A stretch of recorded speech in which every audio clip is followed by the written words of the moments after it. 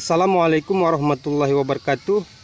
Oke, baiklah teman-teman, kali ini kita akan bagikan pengalaman kita tentang cara membiakkan bakteri fotosintetik atau PSB. Umumnya membiakkan bakteri fotosintesis itu menggunakan bahan-bahan telur, micin, dan air sumur atau air kolam.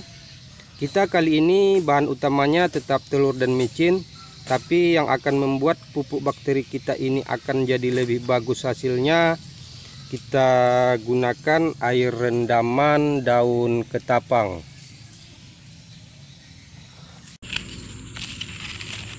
Daun ketapang yang gugur kita kumpulkan.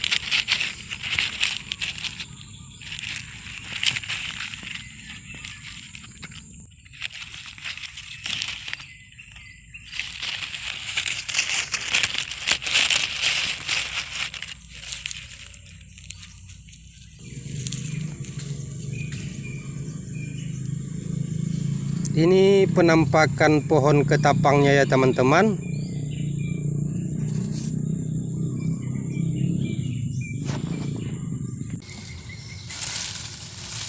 Selanjutnya daun ketapangnya kita masukkan ke dalam wadah.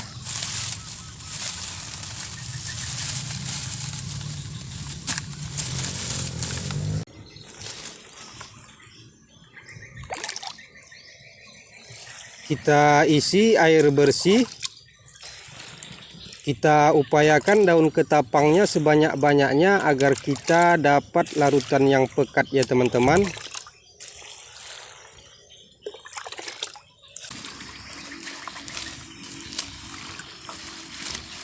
Daunnya kita koyak-koyak.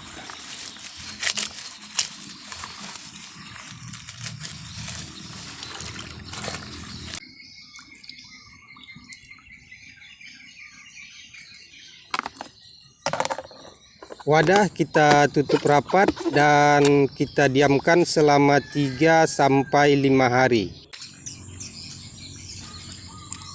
Sampai air berubah merah kehitaman.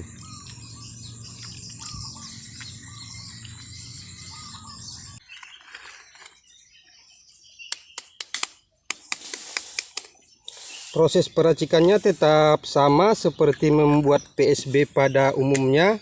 1 butir telur kita kocok, 1 sendok makan micin,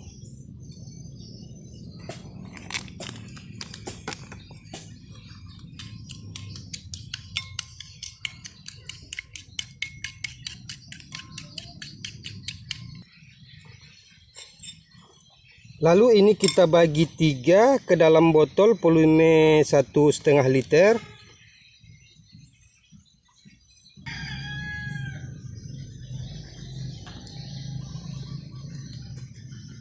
Selanjutnya kita isi dengan air rendaman daun ketapangnya.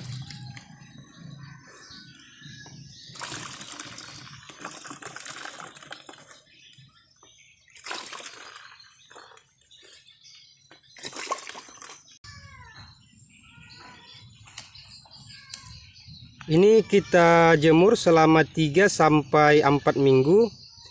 Ini nanti dalam proses penjemuran akan menghasilkan gas, jadi perlu kita cek secara berkala. Bila botol tegang, tutup kita buka untuk membuang gas, lalu kita tutup rapat lagi.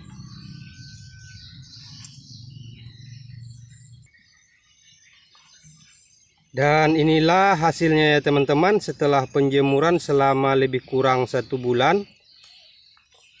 Ini sudah kita coba aplikasikan ke beberapa tanaman kita dan kita amati setelah beberapa hari. Kita bandingkan dengan yang diaplikasikan pakai PSB yang menggunakan air sumur. Hasilnya aplikasi PSB air ketapang ini jauh lebih bagus ya teman-teman. Dosis aplikasi yang kita pakai 10 ml per liter air, baik itu spray maupun kocor. Dan keuntungan lainnya, kita pakai air rendaman daun ketapang ini, bau PSB ini tidak terlalu busuk dibanding dengan kita pakai air sumur. Jadi kalau kita aplikasikan ke tanaman kita di lingkungan pekarangan yang mungkin ramai orang, itu tidak mengganggu dengan aroma bau yang tidak sedap ya teman-teman.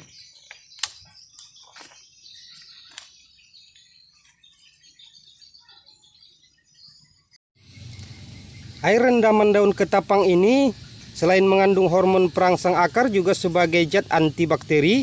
Tentunya hanya antibakteri patogen saja ya teman-teman. Ini terbukti dari isolat bakteri fotosintetik sebanyak masing-masing 5 ml yang kita masukkan ke dalam 3 botol ini. Ini ketiga botol ini kita masukkan 1 butir telur ditambah 1 sendok makan micin, lalu kita bagi 3 dan kita isi air sumur dan kita tambahkan masing-masing 5 ml PSB air rendaman ketapang yang sudah jadi ini. Dan hasilnya baru 1 minggu kita jemur, airnya sudah mulai memerah.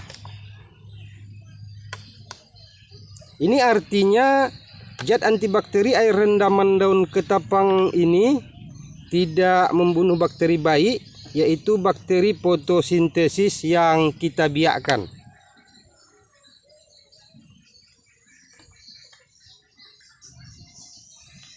Nah, keunggulan pupuk PSB yang memakai air rendaman daun ketapang ini selain tidak terlalu berbau busuk karena ada zat antibakterinya, kan penyebab bau busuk itu adalah adanya bakteri patogen. Juga adanya dalam larutan ini hormon perangsang akar yang nanti akan membantu tanaman kita meluaskan zona perakaran sehingga penyerapan nutrisi jadi lebih maksimal. Dan semoga dengan kita rutin mengaplikasikan PSB air rendaman daun ketapang ini, tanaman kita akan tumbuh lebih subur lagi dan yang terpenting dapat menghambat pertumbuhan bakteri patogen yang merugikan. Demikianlah, semoga bermanfaat. Wassalamualaikum warahmatullahi wabarakatuh.